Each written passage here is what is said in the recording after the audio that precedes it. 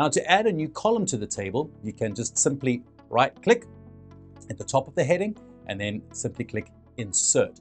I'll give an example of how to add a column for long or short, but you can pretty much follow the same steps for any other column that you have in mind.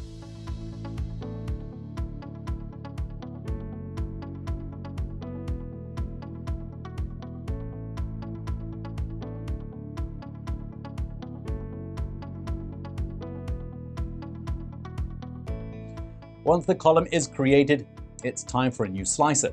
So go and refresh the spreadsheet and go to the Pivots tab. It's currently hidden, so just click inside any of the pivot tables and then insert slicer. All right, cut it and paste it onto the dashboard.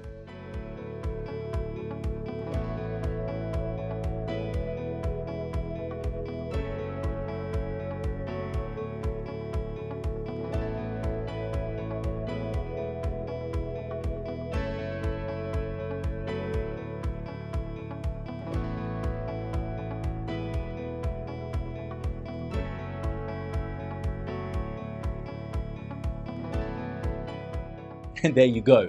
You'll now be able to filter your results by long or short, or even replicate the process and create new columns of your own. We really thank you so much for watching. We'll see you in the next one. Bye-bye for now.